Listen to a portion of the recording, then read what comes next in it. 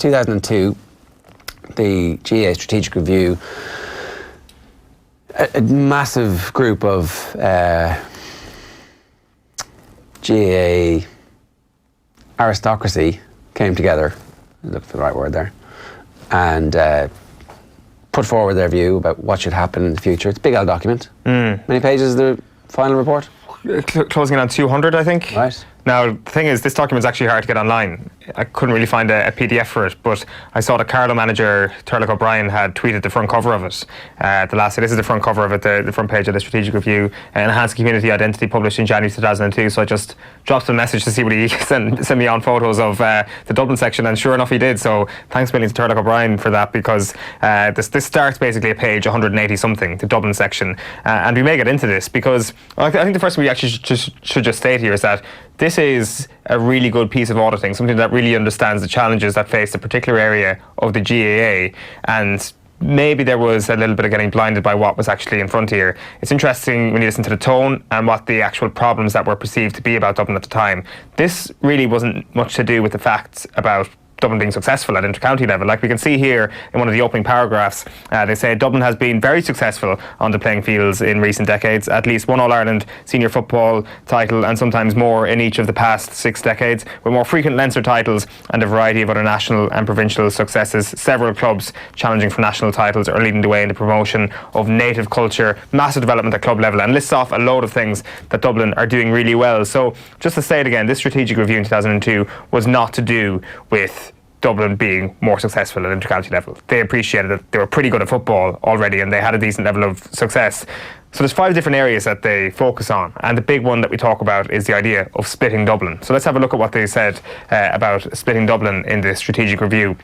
So it talks about the number of clubs in Dublin. So the resources available to GAA in Dublin are spread very thinly, and it talks about the idea that there's 1 club per 12,000 persons. So the idea here is that they would make more clubs, essentially. If you look at the last sentence here, though, it's interesting to say the local authority sector, when faced with similar problems, decided to manage Dublin by creating 4 separate counties with no umbrella body. Now, this has been mentioned in passing kind of over the past couple of weeks, the idea of splitting Dublin in 4. That was never actually mentioned kind of in a forward way in this report. It was mentioned, though, that the local authority sector had done so in certain areas, that it wasn't beyond the bounds of possibility. It had been done before. It talks about the structural changes, and Article 11.3.1 says, in view of the current pressures on Dublin County Committee, this committee recommends that Dublin should be divided using the River Liffey as the boundary into 2 counties, Dublin North and Dublin South. The new anticipated rivalry between the 2 counties will logically result in the need for 2 separate county teams in the short to medium term, and this report also recommends that the participation of the proposed 2 county teams in official competition should commence with both counties fielding minor teams in the 2003 championship. The county should then field senior football teams in the National League from 2004, and then make a decision on whether or not they should progress and actually field 2 separate teams in the Leinster Championship. This obviously never happened. This was one of the review points that wasn't taken up from the Dublin County Board. But just to stress here, the reason why they wanted Dublin to split was that it would be easier for 2 separate administrations to focus in on their side of Dublin and actually make Dublin better. This was not an idea of, God, we're going to get too strong, we better split Dublin. Whereas now, that is very much the discussion. So this has been an unintended consequence, I should state, about this thing. And that being said, I wonder, should they have actually foreseen this coming is probably the question.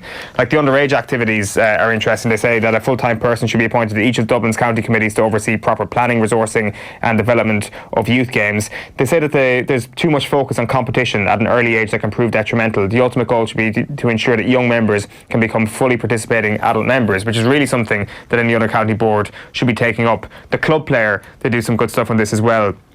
They talk about the game schedule for the club player. They should be organised to ensure that every club player in Dublin will receive at least 20 games per annum on a structured basis.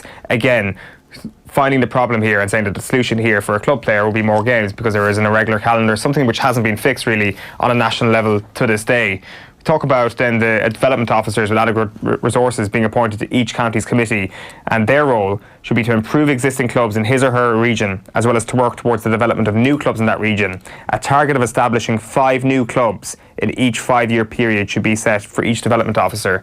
So part of this plan was that Dublin North would have a development officer and they would make 5 new clubs in that area. Dublin South would have a development officer and they would make 5 new clubs in their area. So 1 club a year in each 5-year period? Mm-hmm. Yeah, okay. Like that, this is It's a massive huge expansion. a huge undertaking. It really is. Like, the counterpoint to all of this, and something that is often thrown out there, is the idea of, what about Dublin hurling? If Dublin football is doing so well, why aren't the Dublin hurlers dominating? Hurling is covered in this report, and it's a bit behind, obviously. It says that a separate Dublin hurling committee should be established and must have adequate resources to plan, develop, fund and promote the game in Dublin. And where it would best serve the needs of Dublin hurling, an amalgamation of clubs or teams should be considered. So they were not considering Dublin South and Dublin North for the hurling team. They were considering one Dublin hurling team, and they weren't talking about this massive expansion of the club game when it came to Dublin hurling. In fact, they were talking about the other possibility, the possibility of amalgamation. So there's a great line there. Can you stick that one back up? Sorry. The lack of profile in hurling in the Dublin area can contribute to the decline of some traditional hurling clubs, which once were very strong. Some of their catchment areas are now much stronger in football. As a result, a situation exists in Dublin where football and hurling are seen as competitor sports rather than as two complementary sports working towards the promotion of the aims of the association. Which is interesting. Like, Dublin's a football county. That's why the hurlers aren't dominating. It's a football county. It's as simple as that, and that's something that's recognised here. And like, everything that they tend to point out here is close to bang on the money. Like, when Tom Ryan says in that Marty Morrissey piece at the weekend, well, it worked, it's a plan that worked. Well, of course it worked. Everything that they pointed out here seems to make a bit of sense. The difference is the money that was pumped into it has obviously accelerated this to a different level. Like, the marketing and promotion of the game is essentially why this thing was undertaken. Population growth. The last 5 years have seen rapid growth in the number of people living in the greater Dublin area. They talk here then about the situation around Gaelic games, as people's preferred activity is not great at this point in 2002. Main competitor organisations in the sporting arena are investing significant amount of money in marketing their games aggressively, including in areas and in schools where previously the GAA was a dominant entity in sporting terms. The GAA in general was getting overtaken in Dublin. It was starting to become a problem child, if I can use that phrase, in Dublin sport. The promotion of the association and its games in Dublin should be the primary initial focus of the transitional committee, the promotional programme. So again here, talking about the dwindling market share of hurling, especially hurling in the Dublin area, and the profile needs to be raised. The promotion of the games has been affected by the relatively recent rapid growth of population in areas where the GAA is not yet fully organised. It's incredible to even think that. As recently as 2002, there just was areas of Dublin where there was not full organisation of it. There still is. There still are some areas where they're not fully organised. And like, this is why the line will be put out there that this funding cannot stop. I mean, like, there's a strong case that funding has worked, and rather than cutting off the funding, the thing that we should learn is that funding works, and there should be ways being sought to increase the funding in other areas of the country. Not on a per capita pro rata basis, but in areas where it's needed. Like, here's a model, what aspects of it are applicable elsewhere, how much money do we have, and how much money do we actually need to make this work in other counties? They talk about the money in this as well, and this is just kind of like a final point. The resource requirements on this plan and for the transition into Dublin North and South, that the new county committee structures and a transitional committee will require massive financial support to achieve their objectives. They'll need to prepare a business plan for the investment required, but this particular committee estimated that €4.5 million per annum will be required, and it is broken down as €0.6 million for administration, €1.95 million for coaching, and €1.95 million for physical development. What's physical development? Strength and conditioning. No. Is it? Couldn't be that. You know, sorry, physical development. The strength and conditioning would come into the coaching. Sorry, must be capex. It would be capital expenditure and stuff. No. Is there a line on it? There isn't. Okay, well, we'll come back to that. It's a lot of money. It's facilities, you presume, and things like that. Either way, what I'm just trying to say there is that to put forward what they exactly want, what exactly they need. It's a huge committee.